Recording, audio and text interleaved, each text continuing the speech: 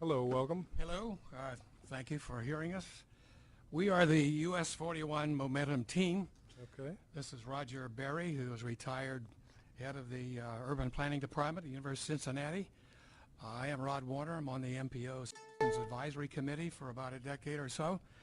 Not able to be here today are Ron McCullough, who sat on this board at one time and is a downtown resident, and David Morris, who's an architect and a leader in the North Trail Redevelopment Partnership.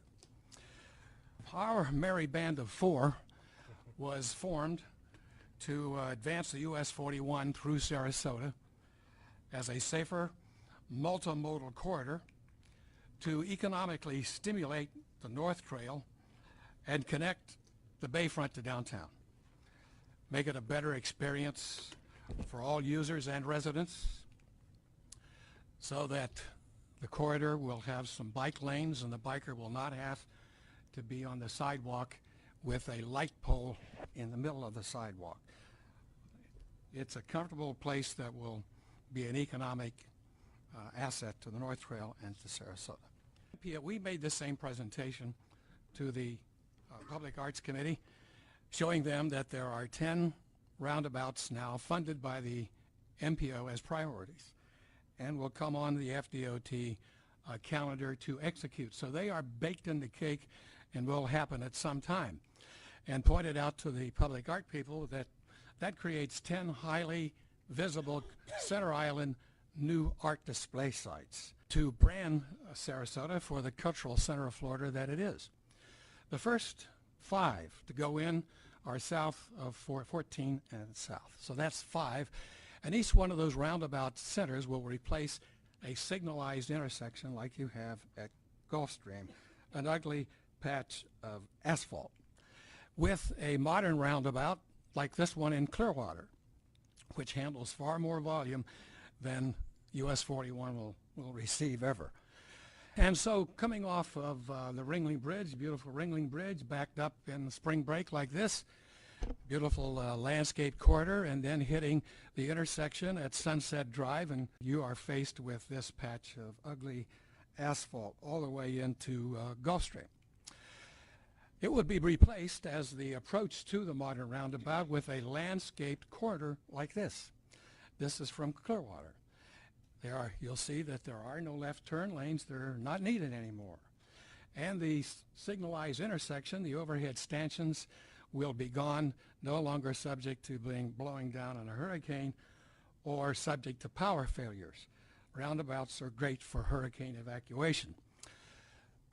The roundabout center creates an opportunity. This one in Clearwater is just turf. There are communities around, and we'll show you some, where they have used that to make an iconic branding of their community the way they want their visitors to perceive themselves. US 41 will be a grand boulevard featuring these modern roundabout nodes. Those are economic development centers displaying iconic sculptures and done by Sarasota artists. Here's some examples of what happens around the USA. A whole long list of them. You can go to our website and see them at us41momentum.com. An example here, one of my favorites, is the one in Avon, Colorado. It's the entry to the Beaver Creek ski resort, and it immediately tells you this is where you are. And when you go home and look at your pictures of your travels out west, you will know where you have been when you see that in your pictures, because it is labeled and branded with the what they call the planter wall around the roundabout. Here's another example of one that does the same thing in Nashville, Tennessee. It's called Musica, and it's on Musica Row. And they really work and make an impression when it's not just one roundabout. It's roundabouts in series, as Sedona, Arizona has recognized, and that is 7 roundabouts, each with an iconic sculpture over a 9-mile route. Happens to be 1 lane. Ours is 2 lane. Bend, Oregon is another example. They have 20 icons, sculptures in their roundabouts, and they even have a roundabout app for your smartphone, so that as you approach, you can click and it'll tell you who the artist was, what the concept, what the thinking was. And if after you take 10, you go to the visitor's office, and if you can answer 10 questions, you come away with a prize. Center islands enhance the corridor's appearance. They enhance the experience for all users, even the residents in the neighborhood nearby, and they validate for us that we are the cultural center of the state of Florida. So we have these 10 visible roundabouts icon that are context sensitive. The first two that will be built and are in planning now at the FDOT are these two, 10th and 14th, one at the Marina and one up at Sarah Bay at 14th. Downtown, the city has plans for one at Main Street, and it's programmed to be constructed in 2014, next year, to rid this ugly section and create a iconic entrance to your downtown historic district. A decision needs to be made by the Public Art Committee with your input. What should be the marker, the landmark that tells visitors that you are entering the downtown historic district? That's the question. Carmel, Indiana has the Arts and Cultural District. You see the entrance sign there, and they use a fountain as a landmark for theirs. Now, this is the CRA geography, and within that are what we have now and what are prospective. The three that are green on the Bayfront, they are funded, they are baked in the cake. So basically are the ones at Main and Orange that I talked about, and then there's another anticipated at Ringling Boulevard and Orange. The three blue are what you have, and we think that a network of roadways and everything work together, and it all makes sense, and it all fits together. It's not just US 41. That a roundabout series, iconic centers on Coconut 3, especially the one at 2nd, which is a really bad intersection. Potentially one right at the Selby Library, or at the Selby Library. We do not have money yet from the MPO for one at Ringling and US 41, and that's why it's red, and that's our job, to get a vote out of the MPO to fund that. So we got 5 points. That's iconic. It's a landmark.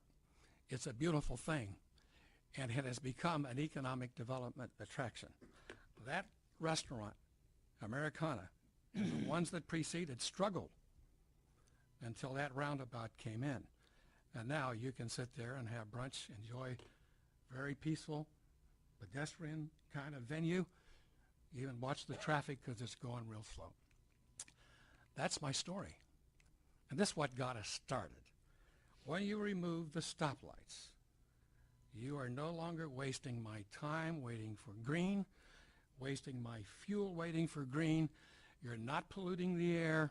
Everybody's going slower, and you've exponentially reduced my risk of injury. You cannot, basically, there's no head-on collisions in a roundabout. You can't get killed. I have a fender bender, but that's our motivation, and this is the record from the industry, that when you do that, lives are saved, fewer injury accidents, accident damage is less, that reduces money, and in zip codes where there are roundabouts, the auto insurance rates go down. Property values goes up because it's a nice place to be. Fuel is saved, less car maintenance, no braking, and approaching and accelerating. Travel time is same. Studies have been done on US 41 at Gulfstream that this will not delay any. In fact, you'll get just as quick or quicker. Access to business is easier, in and out, drive in and out, and they are hurricane ready. Ready for Q&A if you have any. Thank you for your presentation. Are there any questions from the board at this time? Did you say the only one that's not funded is the one at Ringling and 41? Right. Ringling and US 41. What about, is there one at Main Street and 41? Main Street, and yes. And that It's is one of the 5. And that's funded? Yes. Good. We're in good shape. I tell you what funding we will need and what's in play now. And I hope by virtue of this presentation today and those in this community, because the sculptures and the iconic markers and the branding, that is not funded.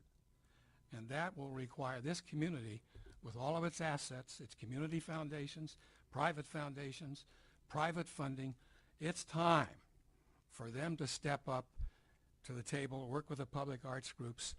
We have collaboration here with the county. It's called the Arts and Cultural Organization. They're in the universities. We have no pushback from anybody. But it needs funding to go to make this the branding opportunity that it is. And I hope by virtue of this, those kind of things happen. Ms. Robbins? Who will select the arts that the art sculptures that go in there?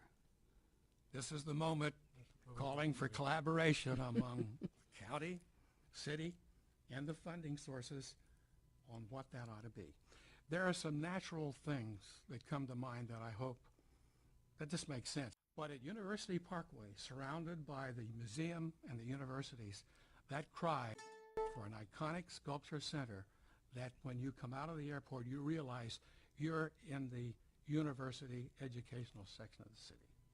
Same thing applies to Martin Luther King, where the Ringling College of Art and Design can claim it.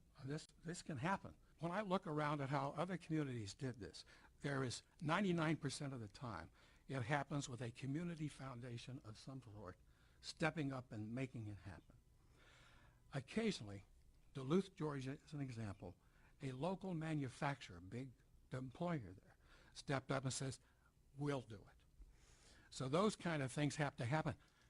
US41 Momentum, Roger and I, we're here to get the momentum going, get the vote, we got that, get the funding, we got that.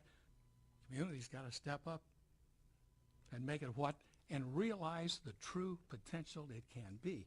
By the way, in looking around the research I done, there is nothing like this. Remember, Sedonia is 7 and 9 miles along a one-lane road. There is nothing like this in the state of Florida. There is nothing like this when you get done, including the several roundabouts downtown in the entire USA. This will make an impression if we can make it happen. Mrs. Stansel, going back to Ms. Robbins' question, there is a public arts committee, is there not? And what do they look at things that are in the CRA? Is that what they have discretion over? They will. They're a recommendation agency. So as part of this collaboration, they will definitely be weighing in and making recommendations. Okay. And in terms of private development, or typically there's a percentage that's required to go towards public art. Does that include could that be deferred towards a piece that goes, for example, if somebody were to develop something at one of these intersections, could that money be deferred to go on the roundabout instead of necessarily on the site itself? Yes, it can be. As you're aware, it's 1/2 of 1% of the construction costs of a project up to $250,000. So the developer has the option to either place the art on their property or immediately surrounding it, or they can pay the money into a fund, and the Public Art Committee and the City Commission can determine where to put it. So I think that's a very plausible option that may occur with some of these roundabouts. Right.